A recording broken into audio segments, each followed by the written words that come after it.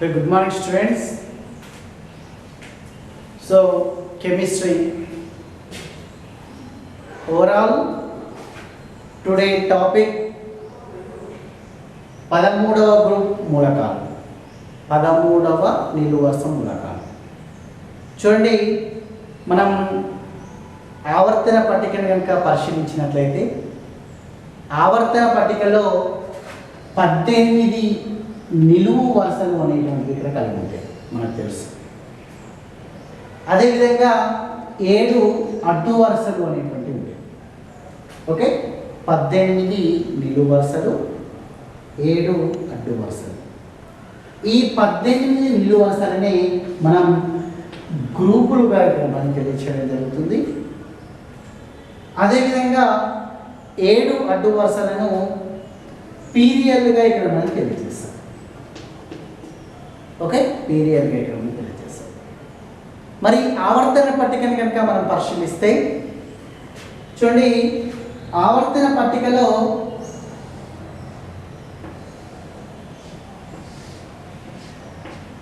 మనకి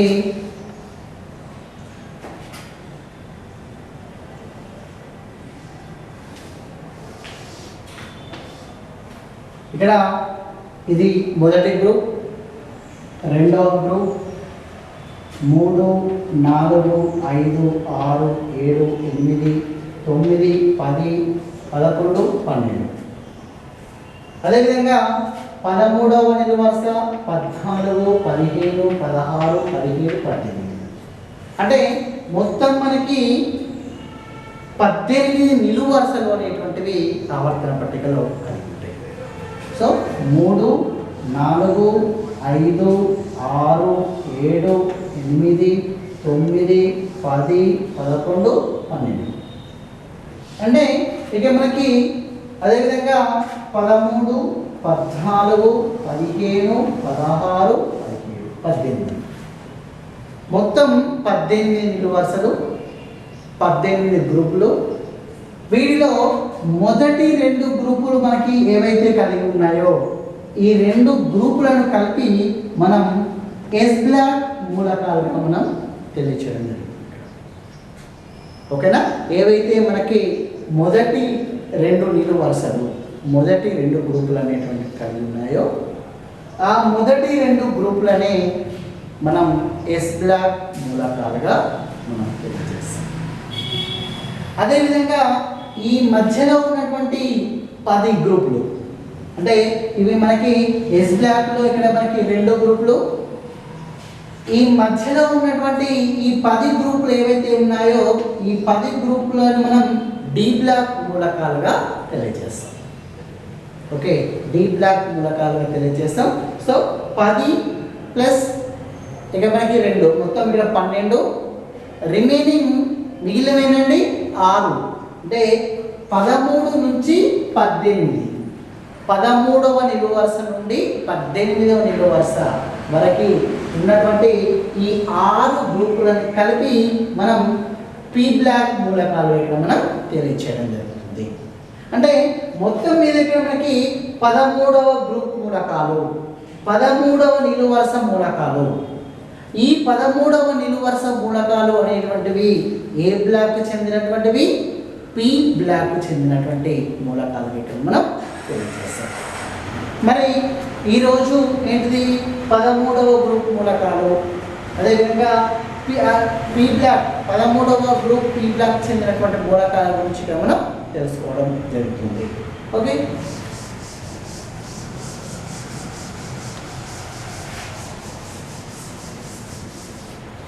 సో మనకి ఇక్కడ ఈ 13వ గ్రూప్ మూలకాలు అనేటువంటివి మనకి పి బ్లాక్ చెందినటువంటి మూలకాలుగా మనం ఆల్రెడీ తెలుసుకోవడం జరిగింది.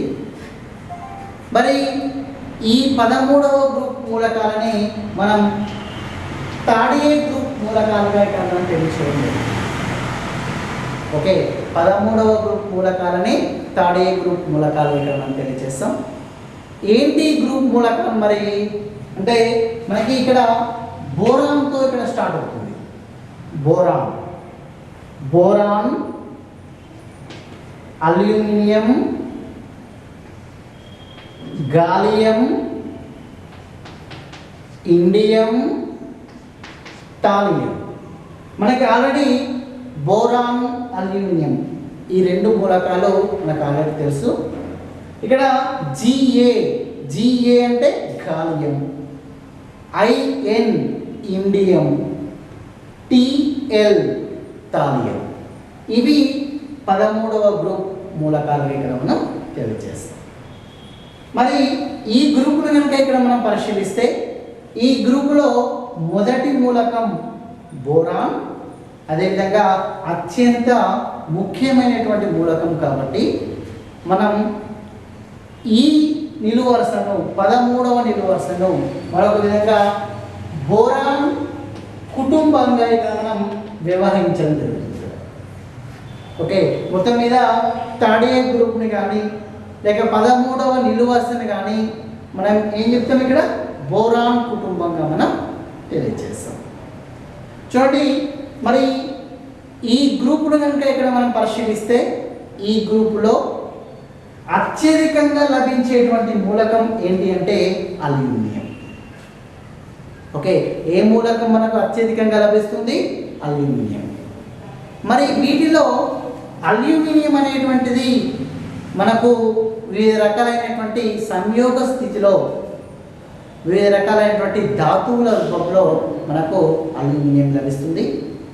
చూడండి, మరి అల్యూమినియం కనుక ఇక్కడ మనం పరిశీలిస్తే అతి ముఖ్యమైనటువంటి సంయోగ పదార్థాలలో Na3Al(F6), Na3Al(F6) దీన్ని మనం క్రయోలైట్గా ఇక్కడ మనం తెలియజేస్తాం.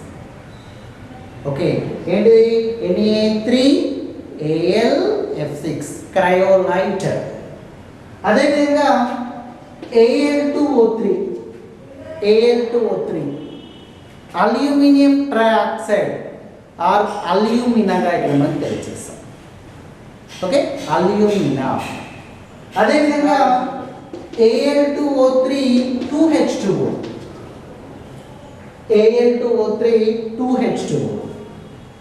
దీన్ని బాక్సైట్గా ఇక్కడ మనం తెలియజేస్తాం. చూడండి, సర్వసాధారణంగా లోహ సంగ్రహణ శాస్త్రంలో అల్యూమినియంను ప్రధానంగా ఏ ధాతువు నుంచి మనం సంగ్రహించడం జరుగుతుంది అంటే బాక్సైట్ నుంచి. ఓకే, మనం బాక్సైట్ నుంచి సులువుగా అల్యూమినియం మనం పొందవచ్చు వివిధ రకాలైనటువంటి పద్ధతులను ఉపయోగించి. అదేవిధంగా Al2O3 3H2O దీన్ని మనం గిప్సైట్గా ఇక్కడ మనం తెలియజేస్తాం. గిప్సైట్. ఓకే, సో ఇవన్నీ మనకి అల్యూమినియంకి సంబంధించినటువంటి ధాతువులుగా ఇక్కడ మనం తెలియజేస్తాం. మరి అల్యూమినియం ఇంకా చాలా రకాలైనటువంటి పదార్థాలలో ఇక్కడ కలిగి ఉంటుంది. అల్యూమినియం క్లోరైడ్, అదేవిధంగా అల్యూమినియం నైట్రైడ్. అల్యూమినియం క్లోరైడ్ ఏ విధంగా రాస్తుంది కదా, AlCl3 అంటే aluminium chloride. Or AlN aluminium nitride. AlOH taken thrice aluminium hydroxide. So ఇవన్నీ అల్యూమినియంకి సంబంధించినటువంటి సమ్మేళనాలు ఇక్కడ మనం తెలియజేస్తాం. అంటే ఈ విధంగా విభిన్నమైనటువంటి పదార్థాల రూపంలో మనకి అల్యూమినియం అనేటువంటిది లభించేటువంటి అవకాశం ఉంది. అదేవిధంగా మనకి ఈ గ్రూపులో కనుక ఇక్కడ మనం పరిశీలిస్తే అత్యధికంగా లభించేటువంటి మరొక మూలకం బోరాన్. అంటే అల్యూమినియం తర్వాత మనకి అత్యధికంగా లభించేటువంటి మూలకం బోరాన్గా ఇక్కడ మనం తెలియజేస్తాం. మరి ఈ బోరాన్ మనకు చాలా రకాల సంయోగ పదార్థాల రూపంలోకి మనకి లభ్యమవుతుంది. ముఖ్యంగా B2H6 దీనిని మనం డైబోరేన్గా ఇక్కడ మనం తెలియజేస్తాం. ఏంటంటే ఇక్కడ B2H6 అంటే డైబోరేన్గా ఇక్కడ మనం తెలియజేస్తాం. అదేవిధంగా అతి ముఖ్యమైనటువంటి బోరాన్ సమ్మేళనం H3BO3. H3BO3 అంటే ఆర్థో బోరిక్ ఆమ్లము. ఆర్థో బోరిక్ ఆమ్లం ఇక్కడ మనం తెలియజేస్తాం. అదేవిధంగా B2O3 కామన్గా బోరాన్ ట్రైఆక్సైడ్ ఇక్కడ మనం చెప్తాం. అదేవిధంగా బోరిక్ అన్హైడ్రైడ్గా ఇక్కడ మనం తెలియజేస్తాం. ఓకే, బోరిక్ అన్హైడ్రైడ్గా ఇక్కడ మనం తెలియచేయడం జరుగుతుంది. అదేవిధంగా బోరాన్కి సంబంధించినటువంటి మరొక ముఖ్యమైనటువంటి పదార్థం B3N3H6. B3N3H6. సో దీన్ని మనం బోరోజోల్ లేదా బోరోజిన్గా ఇక్కడ మనం తెలియజేస్తాం. దీనికే మరొక పేరు ఇనార్గానిక్ బెంజిన్గా ఇక్కడ మనం తెలియజేస్తాం. ఇనార్గానిక్ బెంజిన్ ఏంటండి? ఇనార్గానిక్ బెంజిన్ యొక్క ఫార్ములా B3N3H6. అదేవిధంగా దీన్ని మనం బోరోజోల్ లేక బోరోజిన్గా ఇక్కడ మనం తెలియచేయడం జరుగుతుంది. ఓకే, అదేవిధంగా మనకి Na2B4O7, Na2B4O7 అదేవిధంగా 10H2O. దీన్ని మనం బోరాక్స్గా ఇక్కడ మనం తెలియజేస్తాం. బోరాక్స్ ఏంటండి? బోరాక్స్. అదేవిధంగా దీనికే మరొక పేరు టింకాల్ అనేది. టింకాల్ ఏంటండి? టింకాల్ యొక్క ఫార్ములా Na2B4O7 10H2O. మనం బోరాక్స్ లేదా టింకాల్గా ఇక్కడ మనం తెలియజేస్తాం. ఇంకా చాలా రకాలైనటువంటి పదార్థాల రూపంలో మనకి బోరాన్ లభిస్తుంది. మనం మెటాబోరేట్ కానీ లేక సోడియం రూపంలో సోడియం మెటాబోరేట్లు కానీ అదేవిధంగా కొలమనైట్ అనేటువంటి ఒక ముఖ్యమైనటువంటి పదార్థంలో కానీ ఈ విధంగా చాలా రకాలైనటువంటి పదార్థాలలో మనకి బోరాన్ లభ్యమవుతుంది. మిగిలిన మూలకాలను కనుక ఇక్కడ మనం పరిశీలిస్తే గాలియం, ఇండియం, థాలియం ఈ మూలకాలను కనుక ఇక్కడ మనం పరిశీలిస్తే ఈ మూలకాలు మనకు ప్రధానంగా సల్ఫైడ్ల రూపంలో కానీ హాలైడ్ల రూపంలో కానీ ఆక్సైడ్ల రూపంలో కానీ మనకి లభ్యమయ్యేటువంటి అవకాశం ఉంది. ప్రధానంగా సల్ఫైడ్ల రూపంలో మనకి ఎక్కువగా ఇక్కడ ఈ మూలకాలు లభించేటువంటి అవకాశం ఉంది. అంటే ఈ విధంగా విభిన్నమైనటువంటి పదార్థాలలో ఈ మూలకాలు మనకి కలిగి ఉండేటువంటి అవకాశం ఉంటుంది. చూడండి, మనకి ఈ మూలకాలను కనుక ఇక్కడ మనం పరిశీలిస్తే సర్వసాధారణంగా ఈ మూలకాలు అన్ని ఘన పదార్థాలు ఇక్కడ మనం తెలియజేస్తాం. బోరాన్ నుండి థాలియం వరకు ఉన్నటువంటి అన్ని మూలకాలు ఘన పదార్థాలు ఇక్కడ మనం తెలియచేయడం జరుగుతుంది. అదేవిధంగా మనం బోరాన్ని కనుక ఇక్కడ మనం పరిశీలిస్తే ఇది మనకి అలోహం, అంటే ఎటువంటి లోహ స్వభావాన్ని ఇక్కడ మనకు కలిగి ఉండదు. కానీ మిగిలిన అల్యూమినియం నుంచి థాలియం వరకు, okay, aluminium, gallium, indium, thallium ఈ మూలకాలు అన్నీ లోహ స్వభావాన్ని కలిగి ఉండేటువంటి మూలకాలు ఇక్కడ మనం తెలియజేస్తాం. ఓకే, సో మనకి బోరాన్ అనేటువంటిది అలోహంగా ఇక్కడ మనం చెప్తాం. అదేవిధంగా మనకి గాలియం, అల్యూమినియం, ఇండియం, థాలియం ఈ మూలకాలు లోహ స్వభావం కలిగినటువంటి మూలకాలు ఇక్కడ మనం తెలియచేయడం జరుగుతుంది. చూడండి, మరి ఈ గ్రూప్ మూలకాలకు సంబంధించినటువంటి ఎలక్ట్రాన్ విన్యాసం ఏ విధంగా ఉంటుందో చూద్దాం. ముఖ్యంగా ఈ గ్రూప్ మూలకాలకు సంబంధించినటువంటి పరమాణు సంఖ్యల కంటే ఇక్కడ మనం పరిశీలిస్తే మనకి ఆల్రెడీ తెలుసు బోరాన్కి సంబంధించినటువంటి పరమాణు సంఖ్య మనకి 5, okay, 5, aluminium 13, gallium 31, indium 49, thallium 81 వాటికి సంబంధించినటువంటి పరమాణు సంఖ్యలు ఇక్కడ మనం తెలియజేస్తాం. మరి ఈ గ్రూప్ మూలకాలకు సంబంధించినటువంటి సాధారణ ఎలక్ట్రాన్ విన్యాసం ఏంటి అంటే మనకి NS2Np1 అనేటువంటి సాధారణ ఎలక్ట్రాన్ విన్యాసాన్ని కలిగి ఉంది. ఓకే, అంటే వ్యాలెన్సీ కక్షలో ఉండేటువంటి ఎలక్ట్రాన్ ఏదైతే ఉంటుందో ఆ ఎలక్ట్రాన్ ఎందులోకి ప్రవేశిస్తుంది? ఇక్కడ NS2Np1 ఆర్బిటాల్లోకి ప్రవేశించేటువంటి అవకాశం ఉంటుంది. కాబట్టి ఈ గ్రూప్ మూలకాల యొక్క సాధారణ ఎలక్ట్రాన్ విన్యాసం NS2Np1 కలిగి ఉంటుంది. మరి చూద్దాం ఈ గ్రూప్ మూలకాలకు సంబంధించినటువంటి ఎలక్ట్రాన్ విన్యాసం ఏ విధంగా ఉంటుందో. చూడండి, మనం బోరాన్ కనుక ఇక్కడ మనం పరిశీలిస్తే దాంట్లో ఉండేటువంటి ఎలక్ట్రాన్లు 5. మనం దీని యొక్క ఎలక్ట్రాన్ విన్యాసం కనుక రాసినట్లయితే 1s2 2s2 2p1 అనేటువంటిది బోరాన్ యొక్క ఎలక్ట్రాన్ విన్యాసాన్ని ఇక్కడ మనం తెలియజేస్తాం. చూడండి, మొత్తం 5 ఎలక్ట్రాన్లు.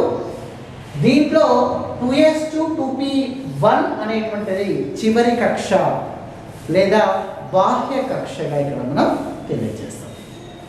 మరి దీన్ని నోబెల్ గ్యాస్ మూలకాలను ఉపయోగిస్తూ కూడా మనం ఎలక్ట్రాన్ విన్యాసాన్ని రాయవచ్చు. సపోజ్ 1s2 అంటే మనకి హీలియంకి ఇక్కడ సమానం. హీలియం ఎన్ని ఎలక్ట్రాన్లు అండి? 2 ఎలక్ట్రాన్లు. సో 1s2 ఇక్కడ మనం చెప్తాం. హీలియం 2s2 2p1 అనేటువంటిది మనకి బోరాన్ యొక్క ఎలక్ట్రాన్ విన్యాసాన్ని ఇక్కడ మనం చెప్తాం. మరి దీంట్లో చివరి కక్ష వ్యాలెన్సీ కక్ష ఎలక్ట్రాన్ విన్యాసం 2s2 2p1. అదేవిధంగా మనం అల్యూమినియంను కనుక ఇక్కడ పరిశీలిస్తే అల్యూమినియంలో ఉండేటువంటి ఎలక్ట్రాన్లు 13. సో 1s2 2s2 2p6 10 ఎలక్ట్రాన్లు. రిమైనింగ్ మనకి 3s2 3p1 3, మొత్తం total 13 electrons. So 1s2 2s2 2p6 it is equal to మనకి దేనికి సమానం అండి? ఇది ఇక్కడ నియాన్కి సంబంధించినటువంటి ఎలక్ట్రాన్ విన్యాసానికి సమానం. అంటే నియాన్లో ఎన్ని ఎలక్ట్రాన్లు? 10 ఎలక్ట్రాన్లు అనేటువంటివి కలిగి ఉంటాయి. సో మొత్తం మీద నియాన్ 10 ఎలక్ట్రాన్స్, మిగిలినవి 3s2 3p1 ఎలక్ట్రాన్ విన్యాసం. 3s2 3p1 ఎలక్ట్రాన్ విన్యాసం. అదేవిధంగా గాలియంను కనుక ఇక్కడ మనం పరిశీలిస్తే సో 31 ఎలక్ట్రాన్లు అనేటువంటివి దాంట్లో కలిగి ఉంటాయి. మనం ఎలక్ట్రాన్ విన్యాసం 1s2 2s2 2p6, అదేవిధంగా 3s2 3p6 3d10. చూడండి, 1s2 2s2 2p6 10 electrons, 3s2 3p6 8 electrons, total 18 electrons. 3d10 so 28 electrons. మనకి మిగిలినవి ఏంటండి? 3 ఎలక్ట్రాన్లు. ఈ 3 ఎలక్ట్రాన్లు 4s2 4p1లోకి ఇక్కడ మనకి ప్రవేశించేటువంటి అవకాశం. ఓకే, మరి ఇక్కడ మనకి చివరి కక్ష ఎలక్ట్రాన్ విన్యాసం 4s2 4p1 అనేటువంటిది చివరి కక్ష ఎలక్ట్రాన్ విన్యాసంగా ఇక్కడ మనం తెలియజేస్తాం. మరి దీన్ని కూడా మనం నోబెల్ గ్యాస్ ఉపయోగించి మనం రాయవచ్చు. మనకి 1s2 2s2 2p6 3s2 3p6 ఇది దేనికి సమానంగా ఉంటుంది? ఆర్గాన్కి సమానంగా ఉంటుంది. సో మనం ఆర్గాన్ 18, అదేవిధంగా 3d10 4s2 4p1 ఎలక్ట్రాన్ విన్యాసంగా ఇక్కడ మనం రాయవచ్చు. ఓకే, ఆర్గాన్ 18, మిగిలినది 3d10 4s2 4p1 ఎలక్ట్రాన్ విన్యాసాన్ని గమనించవచ్చు. ఓకే, సో చివరి కక్ష 4s2 4p1. చూడండి, అదేవిధంగా మనం ఇండియంను కనుక పరిశీలిస్తే మొత్తం 49 ఎలక్ట్రాన్లు. దీనిని మనం క్రిప్టాన్ ఎంతండి 36 ఎలక్ట్రాన్లు. క్రిప్టాన్ యొక్క పరమాణు సంఖ్య ఎంత 36. మనకి మిగిలినవి 4d10 46. అదేవిధంగా 5s2 5p1 అనేటువంటి మనకి ఇక్కడ సాధారణ ఎలక్ట్రాన్ విన్యాసం అనేటువంటి కలిగి ఉంటుంది. Okay, krypton 4d10 5s2 5p1. 5s2 5p1 అనేటువంటిది చివరి కక్ష ఎలక్ట్రాన్ విన్యాసం. అదేవిధంగా మనం థాలియంను కూడా పరిశీలించినప్పుడు 6s2 6p1 అనేటువంటి చివరి కక్ష ఎలక్ట్రాన్ విన్యాసాన్ని కలిగి ఉంటుంది. సో మొత్తం మీద boron 2s2 2p1, aluminium 3s2 3p1, gallium 4s2 4p1, indium 5s2 5p1, thallium 6s2 6p1. So మొత్తం మీద ns2 np1 అనేటువంటి సాధారణ ఎలక్ట్రాన్ విన్యాసాన్ని ఈ మూలకాలు కలిగి ఉంటాయి. సో నెక్స్ట్ క్లాస్లో మనం ఈ మూలకాలకు సంబంధించినటువంటి ధర్మాలు మనం ఏంటో నేర్చుకున్నాం. ఓకే.